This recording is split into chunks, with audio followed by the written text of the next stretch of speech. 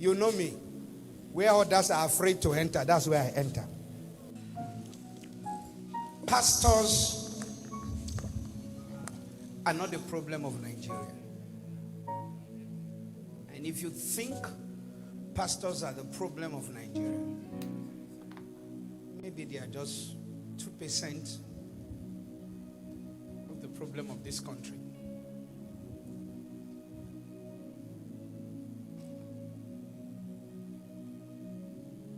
We live in a country where you have right to practice the religion of your choice. But you see, we in the evangelical, the Pentecostal, if you call it, we don't see ourselves in religion. We see ourselves in a relationship with our Maker. So, pastors have become soft target whenever some Nigerians are bitter. They vent their anger on pastors. There's no doubt some pastors make mistakes, have done some blunders. Some are rascals, like how we have some politicians who are same, who have made blunders, who have made mistakes, who are rascals. And just as we have doctors, accountants, businessmen who have done same.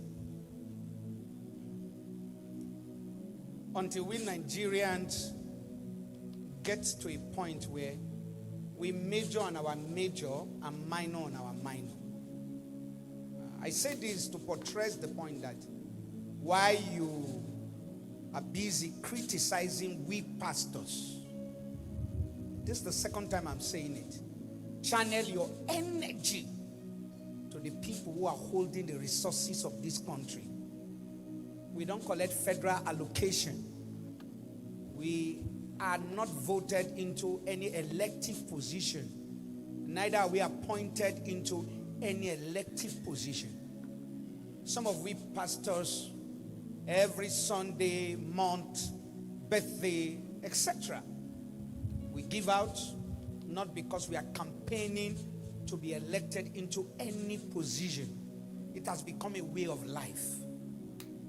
It's quite unfortunate that sometimes some of us, our eyes are closed to see what pastors do. Some of the questions that is most often asked is, what are the pastors doing with the offering and the tithe of the church? Those are requisite questions, right questions to ask. You've seen most pastors are trying to give back to the society. And when they're trying to give back to the society, you say they are showing up. And when they don't show or portray their giving, you say they are not giving, they are lying. Why are we so hard on clergymen? I beg Nigerians, if it's a cause, forgive we pastors.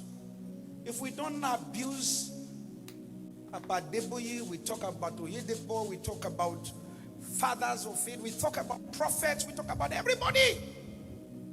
It's wrong. I think it's wrong to arrange people. Those of recent, somebody was talking about Apostle Suleman and busy talking. These things are not issues you have facts about. They said, that person said, that person said. So now if the man of God decides to arrest you to bring the people, they'll say, why are pastors arresting? You cannot use all your life to try to rubbish the work a man of God have done throughout his lifetime. In the name of you are alleging. And there is no evidence to portray. You just mention things and you want to destroy a man of God.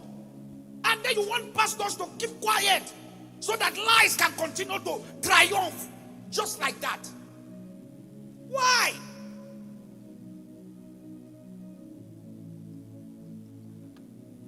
Do you know how much is voted to some politicians in your state?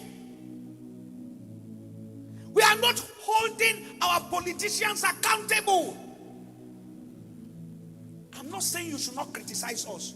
Please, when you are doing that, just as you are trying to gather facts to prove pastors they are false, gather facts to hold your politicians? Do you know how much is the allocation from the federal government to your state and local government? You are not talking. Put all the offering and tithes of the pastor and prophet that you are talking of some ministry. It is not enough. If you put them side by side with your state government allocation or your local government allocation. Why do we major on minor and minor on major? Balance your criticism. Those of you who are criticizing men of God, just be sure that that thing you are saying, you have evidence to substantiate it. You cannot come up, lie against a man of God and think he will keep quiet and not go after you. Because it's not about the man of God. It's about members and people who believe in him, who might not be in his church, who can go. We are losing a lot of people to the other religion because of what we are doing.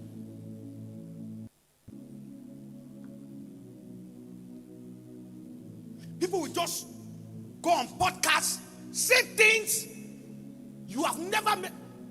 You know why I know? I have seen things about myself. I don't know this person.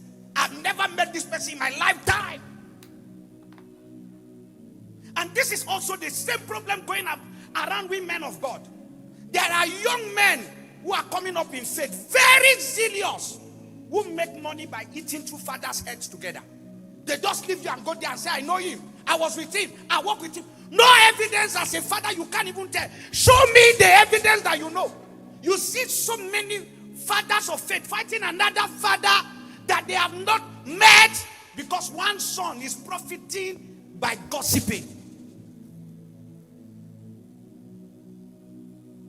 I condemn attack on pastors with lies. Attack on minister, whether you Orthodox, Pentecostal, prophet, teacher, apostle. This is what I have been doing.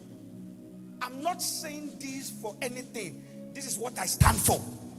Don't just rise up and lie. Do we men of God make mistakes? Yes. But you can't use a lie to destroy a man. If you want to fight a man, gather your facts. Don't use lie. Let's be careful. And funny enough, pastors sponsor some of these things. Christians sponsor some of. What will you get if a pastor falls as a pastor? What's the gain? I used to say it. Those who fight Prophet T.B. Joshua, he has gone to glory. Have you gathered his disciples? Have you collected his members? People who believe in him, they still believe in him and they will never go anywhere. You can't take my people by pulling me down. Face your front, run your race, and stop attacking me, my friend.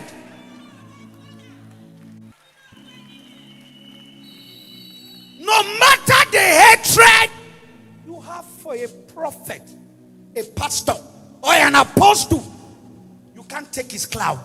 You can't take his glory. Some people are born to do this. In the midst of hatred, they grow stronger. They spread and grow wide. Why hate somebody? Why? Shine your shine, I shine my shine.